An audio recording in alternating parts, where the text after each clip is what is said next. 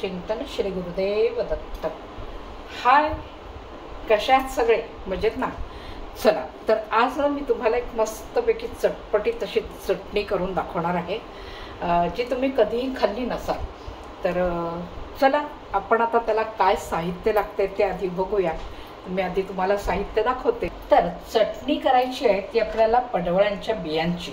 त्या पडवळांच्या आतमध्ये ज्या बिया असतात त्याची आपण चटणी करणार आहोत आणि त्यासाठी मला लागणार आहे पडवळ आणि त्यात घालायला तीळ, हिरव्या मिरच्या आणि मीठ आणि दही।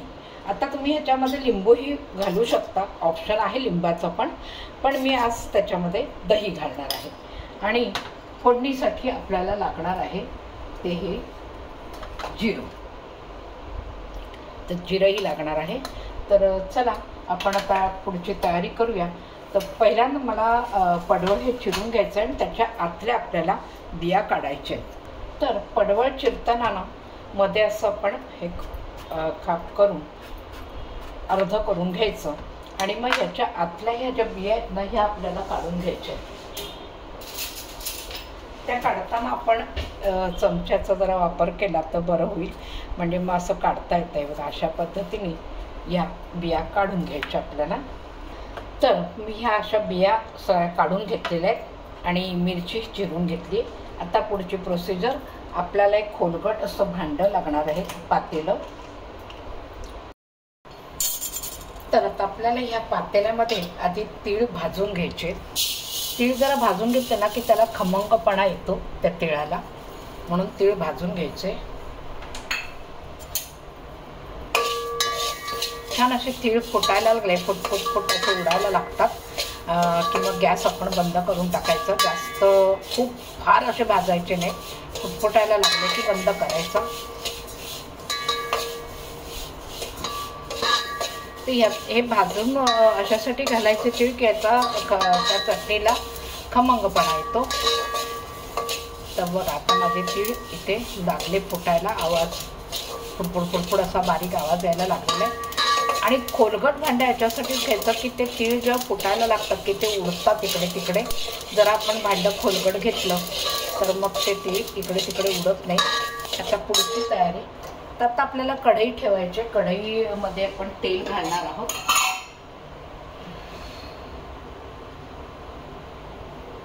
तेल जरा आपल्याला तापू द्यायचंय। त्यात आपल्याला जिरं घालायचंय।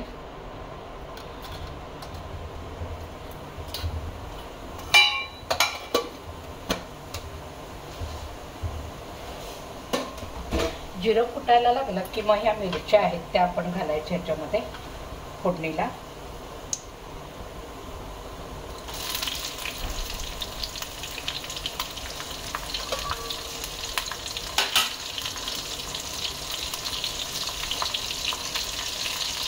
आणि ह्या ज्या पडवळ्याच्या बिया ज्या काढून ठेवल्यात ना त्या आपल्याला ह्याच्यामध्ये परतवून घ्यायच्या।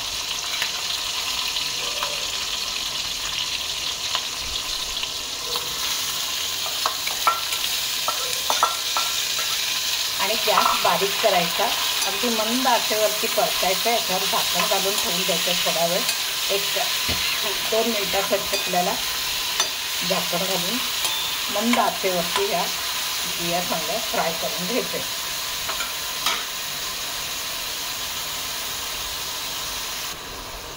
मी झाकण घालते त्याच्या आधी मीठ घालून घेते। मीठही घालायचं म्हणजे त्याच्यामध्ये छान लवकर ते मिठामुळे मीठ सगळीकडे लागेल आणि छान फ्राय होतील त्या। आणि आता ह्याला थोडं 2-3 मिनिटासाठी झाकून ठेवायचं आहे।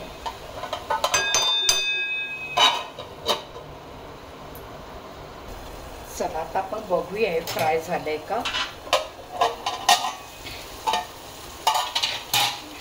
फ्राय, आणि आता त्याला थोडा गॅस मोठा करून जरा अजून परतवून घ्यायचं खालीवर आणि त्याला खमंगपणा येईल तो आणायचा आहे। जरा छान असं त्याला परतवून घ्यायचे। ह्या बिया शिजल्या गेल्या पाहिजेत म्हणून थोडंसं 1-2 मिनिटं आपल्याला झाकण घातलं की त्या बिया छान शिजतात, कच्च्या राहणार नाहीत त्या।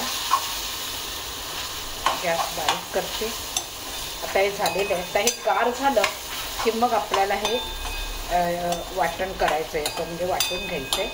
तर हे गार होईल तोपर्यंत आधी तीळ जे आपण भाजले होते ते तीळ आपण आधी याच्यामध्ये भांड्यामध्ये काढून मिक्सरमध्ये वाटून घेते, बारीक करून घ्यायचं तिळाला.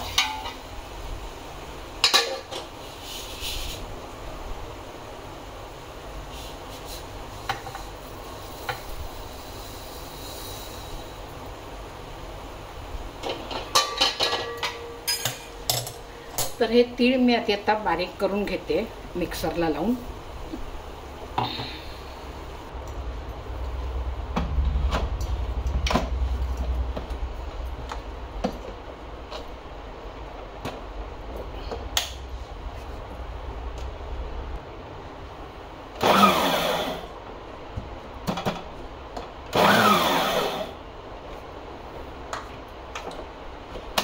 तर हे असं आपल्याला मिक्सरला हे करून घ्यायचं, पावडर याची थोडी तयार करून घ्यायची. आणि मग आता ह्या बिया आहेत त्या ह्याच्यामध्येच घालून वाटायच्या आहेत आपल्याला. आता ह्या बिया ह्याच्यामध्ये घालून घेतलेल्या आहेत आणि ह्या पण आपल्याला इथे वाटून घ्यायच्या आहेत.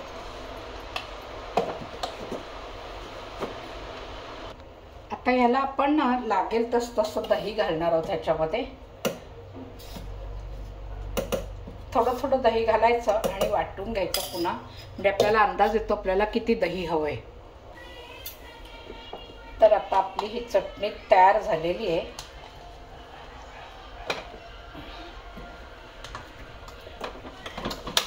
ही चटणी तयार झाली. आता मी हिला भांड्यात काढून घेते आणि मग अजून एक छोटंसं आपल्याला काम करायचं, याला फोडणी घालायची.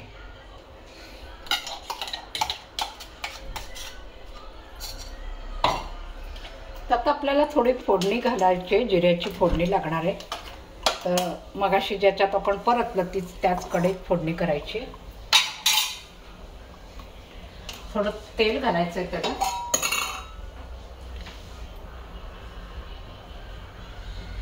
आणि एवढी छान चटणी होते ना, जशी चटपटी कशी लागते, छान सुंदर.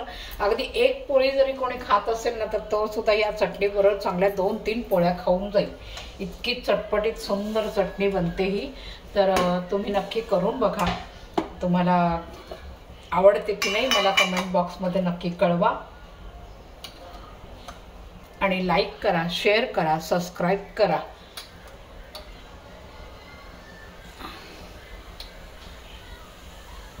आता आपलं हे जिरं बघा छान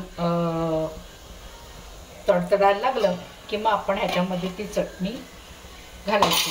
आणि आता ह्याला जर तुम्हाला मीठ मगाशी घातलं होतं पण मग थोडंसं कमी वाटलं, समजा की बाबा कमी आहे, तर मग तुम्ही वरूनही घालू शकता, असं काही नाही. आता ही झाली आपली फोडणी. आता हे आपल्याला त्यामध्ये